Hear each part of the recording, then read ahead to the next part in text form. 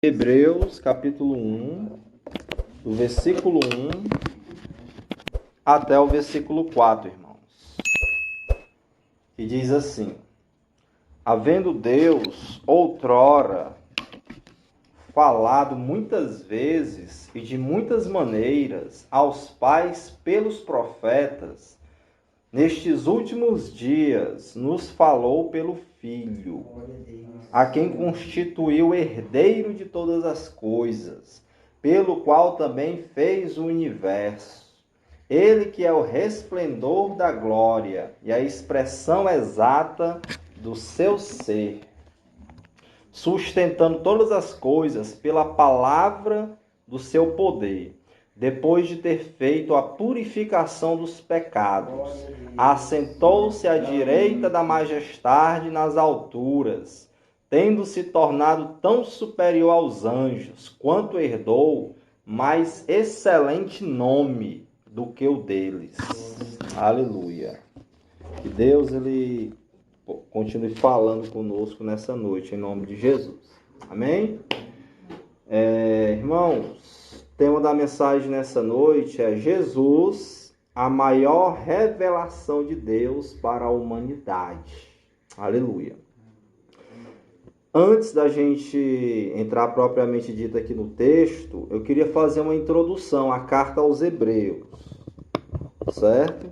Essa carta aí, como ela é chamada, né, carta aos Hebreus, note que não é carta do apóstolo Paulo aos Hebreus, porque não sabemos quem foi que a escreveu, certo? A autoria dessa carta aqui, ela é desconhecida. Alguns pensavam que era Paulo, inclusive ela só entrou dentro do cânon sagrado, que eu estou falando, é o livro sagrado. A carta aos Hebreus só passou a fazer parte da Bíblia porque achavam que era do apóstolo Paulo. Depois descobriram que não era, mas aí já estava tarde, né? Já estava dentro da Bíblia e ela foi reconhecida como inspirada por Deus, certo? Isso mostra que Deus é que está no controle de tudo. O homem errando ou não, o que está escrito aqui, irmãos, é a palavra de Deus e é a vontade de Deus. Amém? Não importa os meios que Deus usou para reunir esses livros. Antigamente era tudo separado. Eram em pergaminhos na sua originalidade. Aqueles pergaminhos de papiro ou de pele de animais, certo? Nos tempos dos apóstolos, eram em pergaminhos. Em uma igreja tinha um livro, outra igreja tinha outro livro, eles emprestavam e ficava aquele rodízio. Aí quando a igreja recebia determinado livro, eles faziam uma cópia para eles e devolviam da outra igreja. E assim foi chegando até os dias de hoje. E pela vontade de Deus, pela graça de Deus, a carta aos Hebreus chegou até hoje a nós. Amém? E é a palavra de Deus. Porém, a sua autoria ninguém sabe. Aos Hebreus, certo? Como ela é chamada, essa carta aqui, irmãos, ela é tida como o quinto evangelho da Bíblia. Nós sabemos que só existem 4 evangelhos. Quais são? Mateus, Marcos, Lucas e João. Mas a carta aos Hebreus, ela é chamada pelos estudiosos do quinto evangelho. Por quê? Porque Mateus, Marcos, Lucas e João, eles falaram do ministério terreno de Jesus. Já Hebreus vai falar do ministério celestial de Jesus. Ele está no céu, à direita da majestade. Ele é o nosso intercessor, ele é o sumo sacerdote da igreja e o nosso intercessor, como eu citei. Isso quer dizer o quê? Que ele ainda hoje está trabalhando, intercedendo por nós, cuidando da sua igreja, cuidando do seu povo, fazendo ainda, irmãos, a obra a qual ele foi determinado ali por Deus que ele fizesse. Amém? Então a carta aos Hebreus, ela é tida como, ela é chamada assim, o quinto evangelho. Os destinatários, né? Uma carta ela é escrita para alguém. Quem são os destinatários? A gente aprende aqui a chamar de hebreus ou judeus, certo? Porém, não está escrito na Bíblia nem quem é o autor e nem quem é que recebeu essa mensagem. A gente diz que ela foi escrita aos hebreus porque houve um estudo dela no decorrer dos séculos E dentro dela se entende que somente a judeus é que ela poderia ter sido escrita. Por quê? Porque ela vai falar muito das leis, ele vai citar muito o livro de Levítico, da lei mosaica, dos sacrifícios. A carta aos Hebreus, ela é uma explicação, como se fosse uma explicação de Levítico, do restante do Antigo Testamento. E quem tinha conhecimento do Antigo Testamento, da Antiga Aliança, quem eram? Os judeus, ou os hebreus. Então se concluiu que essa carta ela foi escrita aos hebreus, certo? E nessa carta, irmão, está escrito ensinamentos a respeito da doutrina judaica, comparando aqui com a doutrina de Jesus, com a doutrina dos apóstolos, certo? E há também uma exortação aos cristãos que receberam essa mensagem, cristãos judeus, os hebreus, a não voltar para a sua antiga religião, certo? O contexto histórico aqui, irmãos, é que eles estavam passando por grande tribulação. Provavelmente ela foi escrita antes do ano 70. O que aconteceu no ano 70? Alguém sabe? De muito importante do templo. E na carta não é citada a destruição do templo. Então, provavelmente foi escrita aos hebreus, aos cristãos judeus, aos cristãos hebreus, antes do ano 70, ou seja, antes da destruição do templo. Quando a gente lê ela, a gente percebe que a religião judaica ainda estava ali a todo vapor. O sacrifício de animais, as purificações com água, ainda existia. Fazem parte todo aqui o contexto e pano de fundo da carta. Isso significa o quê? Que muito provavelmente não, né? Com certeza foi escrita antes do ano 70, onde os romanos destruíram o templo de Jerusalém, certo? Que era onde se fazia ali os sacrifícios a Deus. E esse povo, os hebreus, irmãos, eles estavam passando por grande angústia, porque a explosão da perseguição aos judeus e à igreja vai acontecer exatamente nesse tempo aí, do ano 70, ano 80, e vai se estender aí pelos séculos, certo? Ou seja, o povo estava sendo tentado a se voltar para a sua antiga religião, se desviar da sua fé em Jesus Cristo, e voltar para os ensinos de Moisés, e voltar para o culto a anjos, e voltar ali para os ensinos dos profetas do Antigo Testamento, desprezando o Novo Testamento, a doutrina de Cristo. A perseguição era tão grande que envolvia ali não só a questão do debate, né, na boca, mas perseguição violenta mesmo, certo? Eles estavam sendo expulsos das suas casas, estavam sendo mortos por causa da fé em Jesus Cristo. Aí, dentro desse contexto de crentes, né, que estão sendo tentados porque estão perdendo suas casas, estão vendo seus filhos morrerem, estão vendo outros irmãos se desviando. Nesse tempo aqui, muitos irmãos se desviaram, negaram a Cristo por causa da perseguição, certo? Então, o autor vendo isso, vendo que a pressão está grande, ele começa aqui com os seus argumentos, para mostrar que eles não devem voltar, eles não devem retroceder à antiga fé que eles tinham, a antiga religião que eles tinham. Porque, do contrário, se eles fizessem isso, eles estariam pisando o sangue do Filho de Deus. Eles estariam desprezando aquele que é maior do que Moisés, maior do que os anjos, maior do que Josué, maior do que os pais. E no estudo dessa carta a gente vai ver que Paulo não, né? O autor aos Hebreus, ele vai falar de tudo isso, ele vai explicar ponto por ponto que Jesus é o maior do que todas as coisas, do que todos os heróis do Antigo Testamento, do que os anjos. Ele é maior. E por isso vale a pena você perseverar na fé em Jesus. Ainda que hajam perdas, ainda que haja sofrimento, mas aquele que perseverar até o fim será salvo. Esse é o tema da carta aos Hebreus, certo? E o autor já começa dizendo a revelação de Deus para a humanidade. Ele começa dizendo, Deus se revelou a vocês, judeus. Deus se revelou à humanidade, especialmente aos judeus, através ali do seu patriarca Abraão. Amém? Especialmente a eles. E o autor, no versículo 1, começa dizendo assim, havendo Deus outrora falado muitas vezes e de muitas maneiras aos pais pelos profetas. Aos pais que ele está falando aí, se referindo, Abraão, Isaac, Jacó, os que vieram ali depois, como Davi, certo? Na época dos profetas. O que ele está dizendo aqui? É que Deus se revelou. Glória a Deus. Amém? Deus se revelou à humanidade. Aleluia. Conhecemos a história bíblica. O homem no jardim do Éden pecou. A morte o alcançou. Morte é separação de Deus. Não estou falando da morte física, mas de morte espiritual. Por que hoje existem tantas religiões buscando ali a um Deus, né? De diversas formas, diversos deuses? Porque o homem, irmãos, ele perdeu a plena comunhão que ele tinha com o verdadeiro Deus.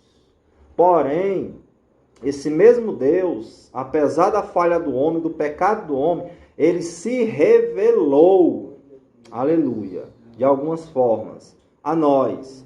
E a primeira forma que a gente encontra nas Escrituras, a explicação, e não só nas Escrituras, mas no mundo, na forma de Deus se revelar, irmãos, foi pela natureza. Amém?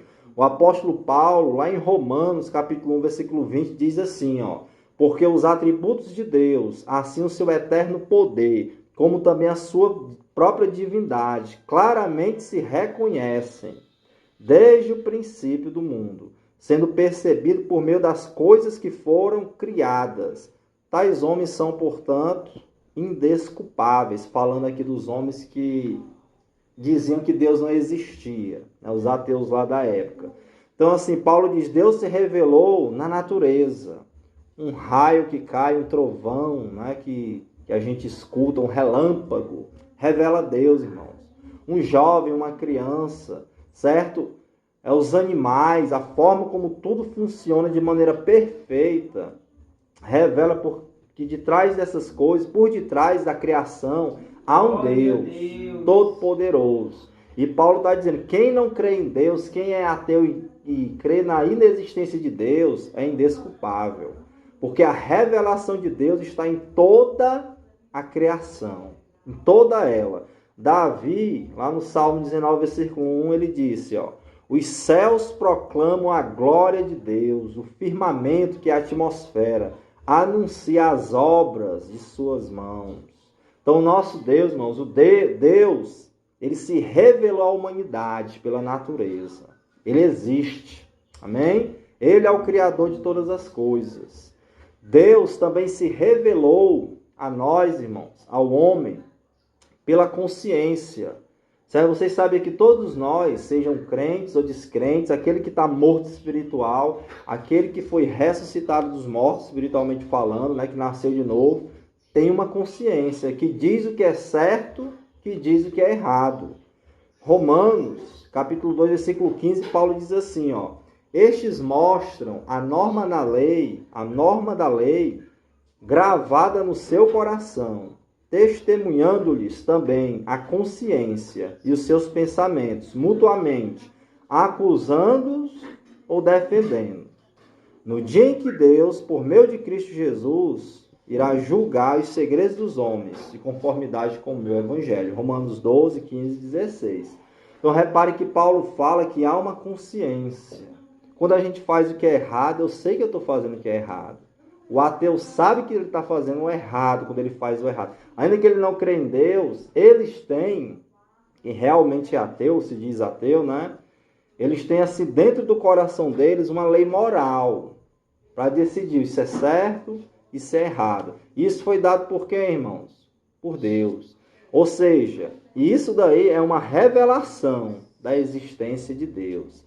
Há uma consciência no homem. É claro que muitos homens têm pego essa consciência, irmãos, têm cauterizado ela, como se não tivesse. De tanto pecar, de tanto a negligenciar, ir contra a própria consciência, aquilo ali, o pecado, o erro acaba se tornando normal. Certo? Mas Deus se revelou a nós pela consciência. Glória a Deus. Primeira revelação foi pela natureza, segunda pela consciência, a terceira, uma revelação especial. Que revelação é essa, irmãos? Palavra de Deus. Amém? Deus se revelou pela palavra dele, pela palavra profética. Quando Deus achou por bem, ele levantou homens na humanidade para pregar a sua palavra, para anunciar a pregação. Começou desde já, logo após a queda do homem, quando Deus levanta ali Enos e os homens começam a invocar o nome do Senhor novamente. Quando Deus ali, depois de Enos, levanta Enoque, o homem que andou com Deus, que era profeta, vai dizer o livro de Judas. Ele era profeta, ele anunciava o julgamento de Deus sobre a humanidade. O que é isso, irmãos? É Deus se revelando pela palavra profética e pela palavra depois escrita. Amém? O texto diz: havendo Deus outrora falado muitas vezes, de muitas maneiras, aos pais pelos profetas. Então Deus, em seu amor, deu uma revelação especial para nós, a palavra dele. Então você e eu temos a Bíblia para conhecer a Deus. Certo? Davi disse: lâmpada para os meus pés é tua palavra, luz para os meus caminhos. O salmista disse que Deus enviou a sua palavra e nos sarou, nos curou. Então, assim, a palavra de Deus, a lei de Deus, ela é perfeita. Por quê? Porque ela é de Deus. Deus se revelou a nós também, à humanidade, nos dando um livro. Primeiro foi através da palavra falada. Depois, quando surgiu a escrita, foram registrados e chegou até nós. Você quer algo que você possa tocar, que venha de Deus? Pegue na sua Bíblia. Deus é imaterial, amém? É espírito, mas a palavra de Deus ela é bem material e ela é viva, certo? Viva que ele é material e a palavra ela é vida, ela é viva, gera vida. Foi por ela, irmãos, pela revelação dela que eu e você estamos aqui nessa noite. Amém? Não foi porque eu conheci na natureza, olhando para o sol, eu vi que Deus existe e passei a ter comunhão com Deus. Não. Foi a Bíblia que revelou a Deus. A revelação especial. E lendo a Escritura, eu creio. Há um Deus. Eu cheguei a esse conhecimento. E ela mesma vai ensinar como ter comunhão com Deus. Amém? E a última, a principal e melhor de todas. Revelação de Deus. Deus se revelou a nós pelo Filho. Por seu Filho Jesus Cristo. Aqui no capítulo 1, versículo 1 e 2 diz assim, havendo Deus outrora falado muitas vezes, ele falou, e de muitas maneiras, certo? Sonhos, visões, revelações, palavra falada, situações, de muitas maneiras, aos pais pelos profetas, nestes últimos dias, nos falou pelo Filho. Amém? Repare que após ele falar que as revelações do passado, antes de Cristo, ele diz assim, nestes últimos dias. Ele está falando agora a respeito de quem? De Jesus. Então, assim, a revelação de Deus, a palavra de Deus encerrou, irmãos, com Jesus, com os apóstolos e nada além, certo? Toda essa Bíblia aqui, ela foi escrita no máximo na segunda geração dos apóstolos, certo? A carta aos Hebreus não foi escrita por nenhum dos apóstolos. A gente pode ter certeza disso. Porque o escritor, ele vai citar os apóstolos como sendo alguém terceiro, como sendo terceiros, e não na primeira pessoa, se incluindo entre os apóstolos. Certo? Ou seja, o escritor, quando ele fala assim, ele está dizendo, ele está ensinando, né? Que não foram os apóstolos que escreveram, mas foi um homem de Deus que escreveu, provavelmente discípulo ali de Paulo, provavelmente, não sabemos. Mas foi um judeu cristão que escreveu Hebreus e encerrou a revelação ali, irmão. Certo? Isso é importante a gente saber por quê? Porque depois da Bíblia surgiram outros livros, como o Alcorão, como o livro de Mórmon, certo? O outro evangelho de Jesus Cristo, como os escritos de Ellen White, que os homens colocaram esses escritos como palavra de Deus. Mas segundo a gente entende na Escritura, palavra de Deus, irmãos, é só o que está na Bíblia. Amém? E não se pode mais ser acrescentado e nem tirado. Aleluia. Um dos nossos lemas da Igreja Protestante qual é? Somente a Escritura, só a Escritura, somente a Bíblia é a autoridade sobre todas as coisas, sobre a igreja do Senhor. Amém? Então, assim, nestes últimos dias, Deus falou por meio de quem? Do Filho. O Filho é a última e completa revelação de Deus, e não há mais revelação por vir. Tudo se completou em Jesus Cristo. Aleluia. Jesus, irmãos, é a maior de todas as revelações de Deus. E por que Jesus, ele é a maior revelação de Deus? Ele é, irmãos, a maior revelação de Deus, porque ele é o herdeiro de todas as coisas. Amém? Vai aí comigo, ó, capítulo 2, versículo 2, quer dizer... nestes últimos dias nos falou pelo Filho, a quem constituiu o herdeiro de todas as coisas. Aleluia, irmãos, Jesus, tudo pertence a Ele. Amém? A natureza, os crentes, né? A igreja, o universo, sendo Ele Filho de Deus, tudo é dele, por Ele e para Ele. Amém? Então ele é a maior revelação de Deus para nós, porque ele herdou do Pai todas as coisas. Tudo está completo nele, tudo pertence a ele, inclusive eu e você somos dele. Amém? Eu e você pertencemos a ele. Aleluia. Ele é o herdeiro de todas as coisas. O texto também vai dizer, irmãos, aí no versículo 2, ó, pelo qual também fez o universo. Por que Jesus ele é a maior revelação de Deus para nós? Para a humanidade? Porque ele é o criador de tudo. Você sabia disso? Quem foi o criador de todas as coisas? O Filho de Deus. Em Gênesis, vai falar que assim que Deus falou e as coisas começaram a existir, não foi? Haja luz e houve luz. Deus começou a falar, as coisas começaram a se organizar. Mas quem era aquela palavra, o verbo vivo ali de Deus? João vai dizer, no princípio era o verbo.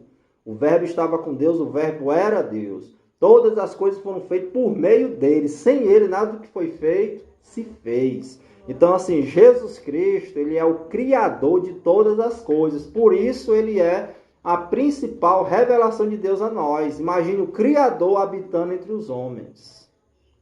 Ele é o maior, irmão, maior do que a Escritura, ele é maior do que a natureza, maior do que a nossa consciência, ele é maior do que tudo, porque tudo é dele e porque ele criou todas as coisas. Jesus é a maior revelação de Deus para a humanidade, porque ele também, irmãos, ele é o resplendor da glória de Deus e a exata expressão do ser de Deus. Está aí no versículo 3. Acompanhe comigo, ó. Ele que é o resplendor da glória e a expressão exata do seu ser. Aleluia. Jesus revela o Pai. Jesus revela a Deus, porque ele mesmo é Deus. O texto diz que ele é o resplendor da glória de Deus, a expressão exata do seu ser. Quando Jesus estava aqui na terra, irmãos, as mulheres, depois que ele ressuscitou, o adoraram. Amém? Ele foi adorado. Mateus 28, 9 vai dizer que Jesus ele foi adorado. Glória a Deus. Por quê? Porque ele é Deus. Então, se ele é Deus, ele revela a Deus à humanidade. Marcos 2, do 5 ao 7, ele vai perdoar os pecados daquele homem paralítico. Isso mostra o quê? Que ele é Deus, porque só Deus pode perdoar pecados, irmãos. Amém? Só Deus pode cancelar a dívida do homem, que é o pecado, através do perdão. Não falo do perdão que eu posso te perdoar, mas diante de Deus a pessoa pode ainda estar condenada. Mas quando Deus perdoa, acabou-se a condenação. Amém? E Jesus revela a majestade de Deus, a glória de Deus, a expressão exata do ser de Deus, quando ele também perdoou pecados. Quando ele afirmou no Evangelho de João, capítulo 8, versículo 28, versículo 58 a 59, quando ele declarou que eu sou. Quando ele diz assim, eu sou o pão da vida, eu sou a luz do mundo. Esse eu sou aí é uma referência lá a Êxodo, quando Deus se manifesta a Moisés. E Moisés pergunta, mas eu vou dizer a que Deus me enviou, qual o teu nome, para que eu fale lá, Faraó, que eu fui enviado por Deus tal. Aí Deus declarou, diga a ele que eu sou o que sou, o nome de Deus. E Jesus aqui na terra, ele dizia, eu sou, amém? O pão da vida, a luz do mundo, eu sou a porta das ovelhas, eu sou o bom pastor. Jesus, ele é o grande eu sou, revelando a majestade de Deus e o próprio Deus, certo? Jesus chegou a falar em João 10, versículo 30 ao 33, que ele e o Pai eram um só. Um só. Ou seja, que homem é esse que é adorado, que perdoa pecados? Esse homem, irmãos, ele é o resplendor da glória de Deus, o próprio Deus. Por isso ele é a maior revelação de Deus à humanidade, porque ele é Deus entre os homens. Isso é algo, irmãos, incrível, porque Deus, em sua majestade, em seu resplendor, ele é muito alto, ele está no infinito, irmãos, e a gente está aqui embaixo. Mas aí ele desceu do céu para habitar conosco e ter comunhão com o homem. Ele se rebaixou, amém? Ele se rebaixou, desceu do céu para ter comunhão conosco. Por isso ele é a maior revelação de Deus para nós. É o próprio Deus que desceu do céu e teve comunhão com o homem. A maior de todas as revelações é o Senhor Jesus. Ele é a maior revelação de Deus para a humanidade, porque ele também, irmãos, ele é a única salvação. Deus salva na pessoa de seu Filho Jesus Cristo. Atos 4,12 diz que debaixo do céu nenhum outro nome há dado entre os homens pelo qual devamos ser salvos, senão o nome de Jesus. Amém? Então ele revela Deus. Ele mostra quem é Deus. Nenhum líder espiritual disse que era salvação, irmãos. Ninguém, nem Maomé, nem os apóstolos, nem os santos do Antigo Testamento, Abraão, Isaac, Jacó, Enoque, nenhum. Mas ele, quando chegou aqui, ele disse que era salvação. Ele disse, eu sou o caminho, a verdade, a vida. Ninguém vem ao Pai, senão por mim. Não tem outro. Por isso ele é a maior de todas as revelações de Deus à humanidade. Porque não há outro, além dele, que salva o homem. Ele é o resplendor da glória e do poder de Deus também, irmãos. Porque ele ressuscitou dos mortos. Porque ele está vivo. Amém? Os outros servos de Deus morreram e estão mortos. Lázaro, que ressuscitou, depois morreu, continua morto. Mas Jesus está vivo. Ele morreu, diz a Escritura, por nossos pecados. Mas ao terceiro dia, ressuscitou. Está a glória à direita da majestade nas alturas. Então ele só pode ser o que? Divino. Um homem que nunca morre.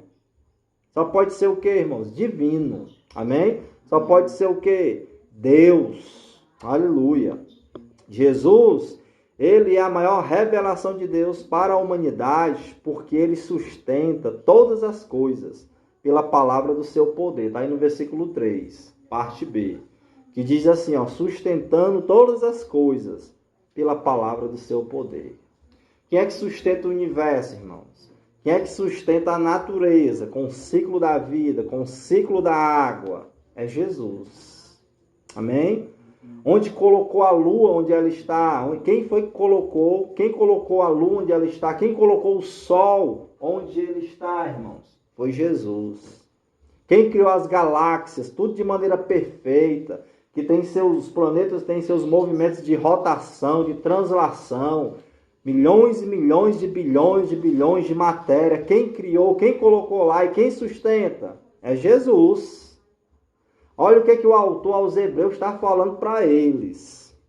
Vocês vão se desviar, abandonar este Jesus que controla tudo, que sustenta tudo. Esse é o argumento para aqueles que estavam sofrendo perseguição e querendo abandonar a sua fé. Paulo diz lá em Atos 17, 26. De um só, ele fez a raça humana para habitar toda a face da terra. De um só, que foi Adão. Havendo fixado os tempos previamente estabelecidos e os limites da sua habitação, para buscarem a Deus, se porventura tateando pudessem achar, bem como não está longe de cada um de nós. Aí ele diz, Atos 17, 28, nele vivemos, nos movemos, existimos, como algum dos vossos poetas tem dito, porque dele também somos geração.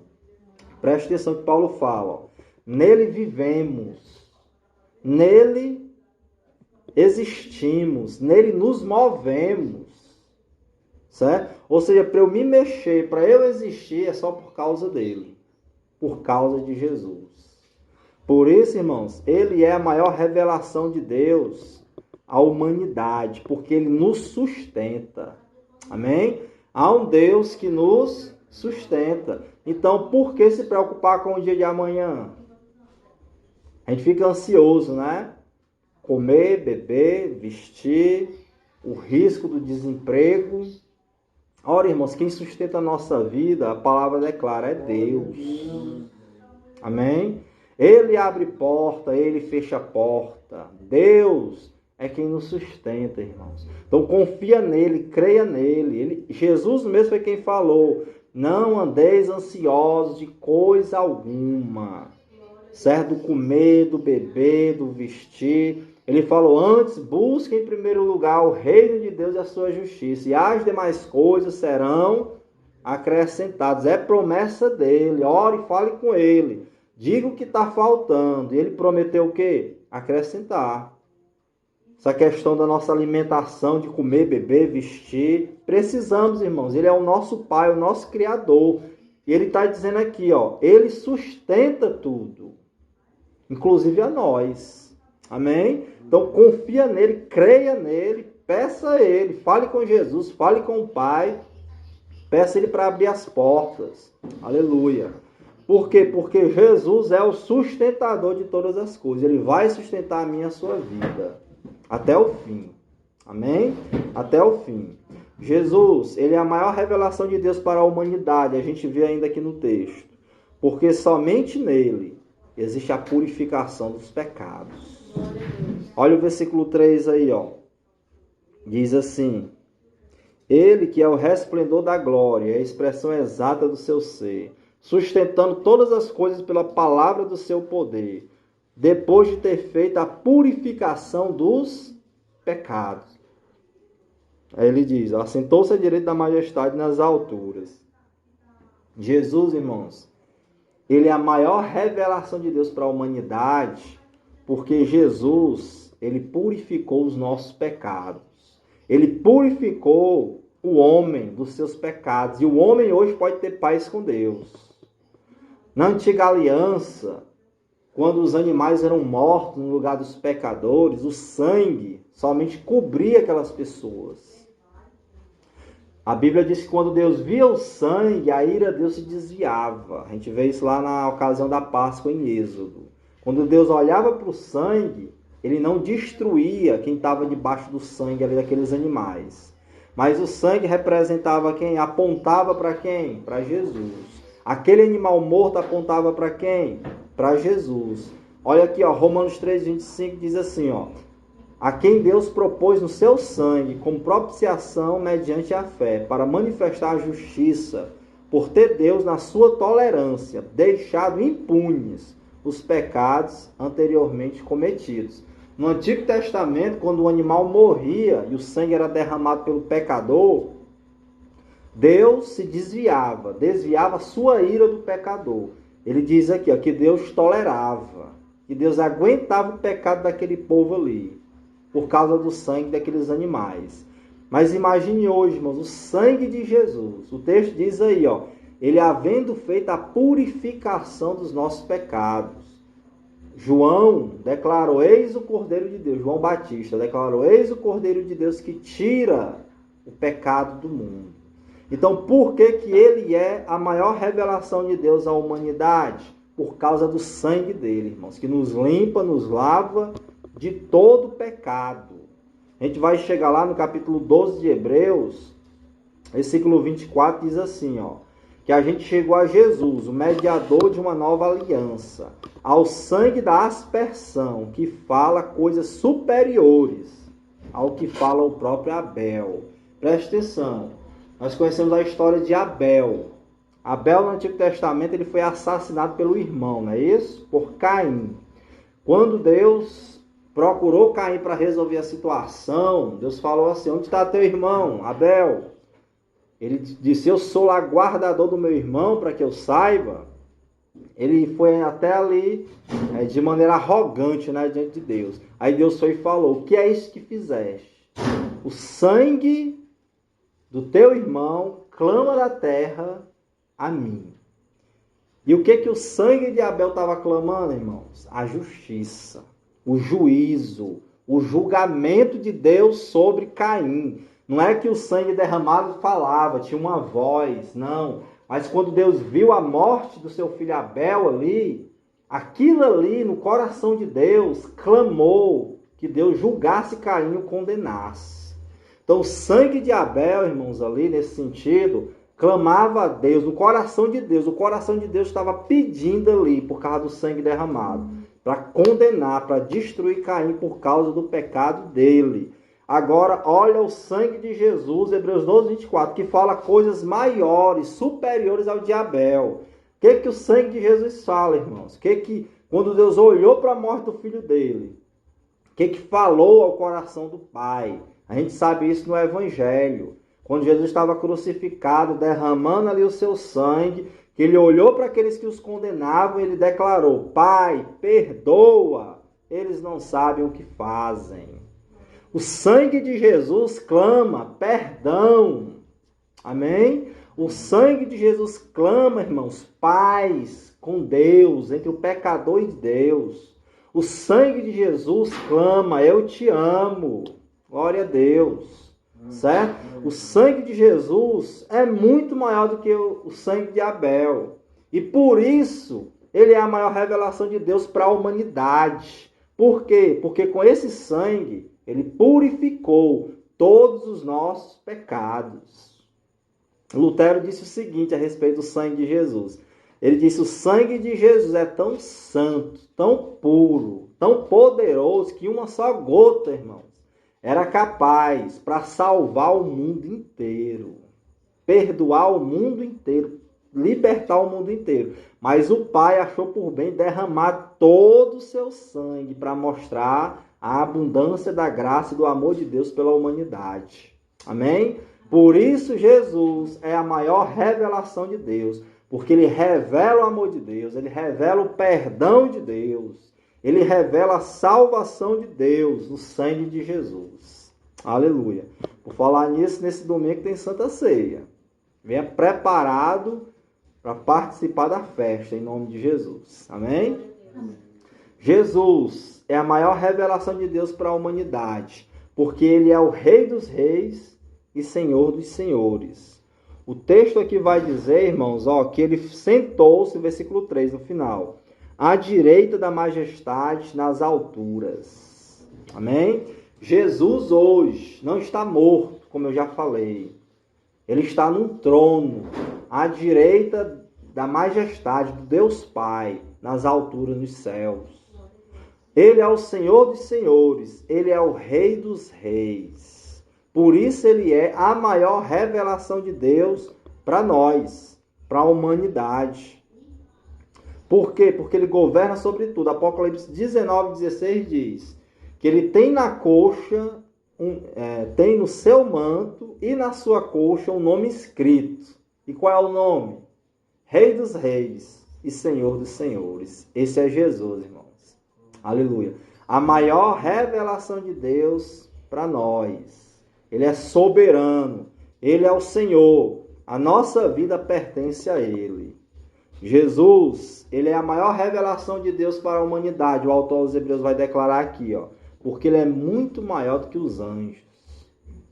Versículo 4 diz assim: tendo se tornado tão superior aos anjos, quanto herdou mais excelente nome do que eles. Amém? Ele é superior a anjos. Depois a gente vai estudar que os hebreus eles gostavam muito de anjos. Certo? Eles tinham uma veneração especial por anjos, os judeus de maneira geral. Por isso o autor está dizendo aqui, eles que queriam voltar, ao culto de anjos, a veneração de anjos. Ele está dizendo, Jesus é muito maior do que os anjos. certo? Ó, Jesus, o Filho de Deus, né? Ó, ele é os anjos, né? Os anjos são mensageiros. E Jesus, ele é aquele que manda a mensagem. Amém? Versículo 4, versículo 5 vai falar de anjos como mensageiros de Jesus. Estão ali para fazer a vontade de Jesus. Então ele é muito maior do que os anjos, irmãos. Os anjos adoram e Jesus é adorado. Olha o versículo 6, ó. E novamente, ao introduzir o primogênito no mundo, diz que todos os anjos de Deus o adorem. Você está ouvindo aí? Todos os anjos de Deus o adorem. Então, Jesus, ele é adorado. E os anjos são os adoradores. Os anjos são meras criaturas. E Jesus, irmãos, como a gente já viu aqui, é o Criador. Aleluia. Os anjos são servos e Jesus é o rei. Aquele que ordena e os anjos fazem. Os anjos, irmãos, estiveram com Jesus lá na tentação. Lembra? Que eles chegaram para o Senhor e serviram o pão. No jardim do Getsemane, quando o Senhor estava chorando, vieram anjos e o consolaram. Os anjos anunciaram a ressurreição de Jesus. Mas em nenhum momento a Bíblia vai dizer que os anjos são maiores do que ele. Amém? Então Jesus, ele é a maior revelação de Deus para a humanidade, porque ele é muito superior a anjos. Para encerrar, Jesus, ele é a maior revelação de Deus para a humanidade, porque o nome de Jesus, irmãos, está sobre todo nome.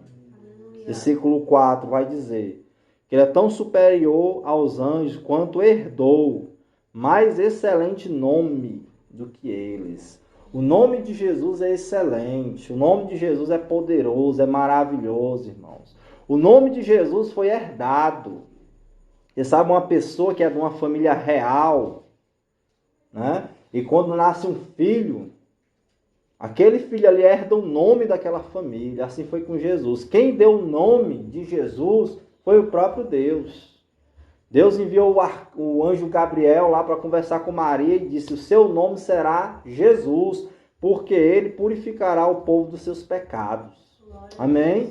Então, assim, o nome de Jesus, irmãos, ele é sobre todo nome. E por isso que ele deu esse nome para nós. Ele disse: ó, até agora vocês não pediram nada em meu nome.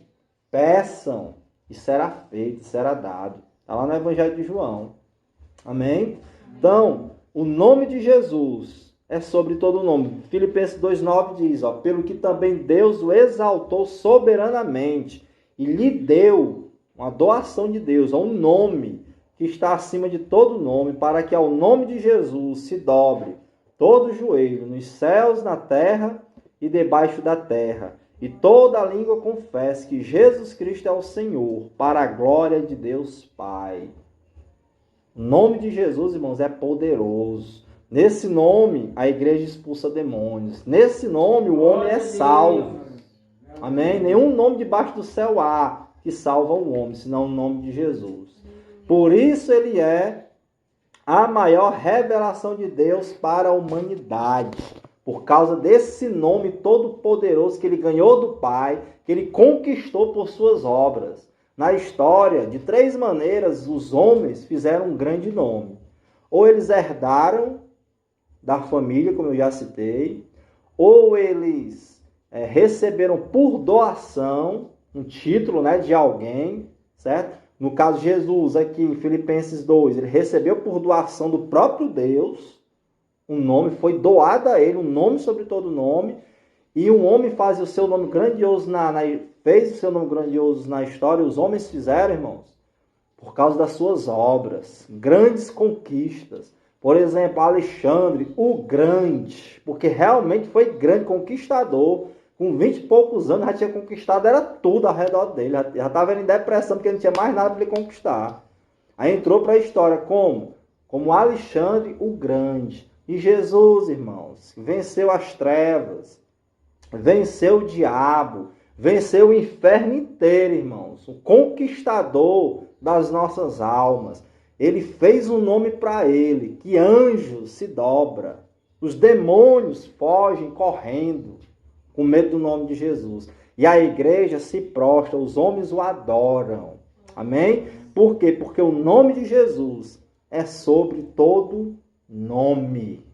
Aleluia. Por último, eu pulei aqui, não citei, mas vou citar agora. Quando o versículo 2 fala que nesses últimos dias Deus se revelou pelo seu Filho. Hebreus está querendo dizer o seguinte para aqueles irmãos que estavam querendo se desviar da fé. O autor aos Hebreus está querendo dizer o seguinte: com tudo isso que eu falei, saibam também que a gente está nos últimos dias. É os dias do fim, irmãos. Amém? São dias que não dá mais tempo para brincar de cristão, de amar mais o mundo do que a Deus. Ele fala, já são os últimos dias. O tempo está acabando. A salvação de Deus está chegando, que é a vinda de Jesus. E aí vocês vão se desviar, vocês vão abandonar essa fé, vocês vão trocar Jesus por anjos, vão retroceder diante das provações e tentações. Saibam vocês, são os últimos dias, certo? Então, nesses últimos dias, acorde. Você que ama, né, o mundo, o carnaval, o pecado, aquilo que é errado, acorde, meu irmão. O salário do pecado é morte. Também falo do carnaval, que está tendo carnaval no Rio de Janeiro, né? Esse final de semana agora, não foi? Fizeram porque quiseram fazer mesmo. Não, teve até aquela morte da criança, né? Mas fizeram lá as festas. Aí tava lá, festa de todo jeito, proibida sem ser proibida, de todo jeito, irmão. Tá certo? E os cristãos, né? Infelizmente, muitos se desviando e assistindo lá a Globo. As moças lá, né? As mulheres lá no carnaval, os homens, certo? Ele está dizendo aqui, ó, estamos nos últimos dias. Você vai perder seu tempo. O que vai passar não é eterno. Ou você vai perseverar até o fim, ser salvo. É o que o autor aos Hebreus está dizendo aqui diante deles. Ó. Diante dessas lutas, dessa tribulação, acordem. Não abandone a fé. Hebreus vai dizer, porque se ele retroceder, Deus fala, minha alma não tem prazer nele. Esse homem, nessa mulher que volta atrás, que retrocede. Amém, irmãos? Amém. Que Deus tenha misericórdia das nossas almas, em nome de Jesus. Que a gente se firme e aceite nesse clamor do sangue de Jesus, que é o perdão e que é o amor. Amém? Vamos ficar de pé em nome de Jesus. Essa foi só a introdução da carta. Certo? Foi só a introdução. Vamos ter mais umas terças-feiras aí de muito conhecimento na graça de Deus. Feche seus olhos. Vamos orar. Aleluia. Meu Deus, meu Pai, quero te agradecer, Senhor, nesse momento, pela sua palavra, pela sua graça, pela sua bondade. Ô Senhor, muito obrigado, Pai, por ter nos direcionado ao estudo da carta aos Hebreus e que essa carta, Pai, venha servir, meu Deus, de trombeta para a gente despertar, Pai, para te servir mais, para lutar mais, meu Deus, contra o pecado, contra as tentações, contra esse mundo e vencer, lutar contra Satanás e vencê-lo, Pai. Ô meu Deus, abençoa em nome de Jesus a vida dos meus irmãos. Aquele que está pensando em retroceder, aquele que está, meu Deus, com o coração ainda dividido com o mundo, com o pecado e com Deus. Meu Deus, que ele venha tomar a sua decisão, fazer a sua escolha, Pai, e te servir, e te amar, Senhor, em nome de Jesus, e receber, Pai, de graça, tão grande salvação. Ô Senhor, não nos deixe desviar, Pai, mas nos ajude a perseverar até o fim, para que sejamos salvos, em nome de Jesus. Fortalece a tua igreja, fortalece o teu povo, aqueles que não vieram por algum motivo, que a tua graça os alcance, Pai, os perdoe, em nome de Jesus, em nome de Jesus. Assim, meu Deus, eu oro, assim, meu Deus, eu te agradeço por tão grande salvação que nos deste, Pai. Pelo Filho amado, Senhor Jesus Cristo, que é a maior revelação de Deus para a humanidade. E nessa revelação, meu Deus, estamos firmes, em nome de Jesus. Muito obrigado, Pai. Em nome de Jesus. Amém? Aplauda ao Senhor em nome de Jesus.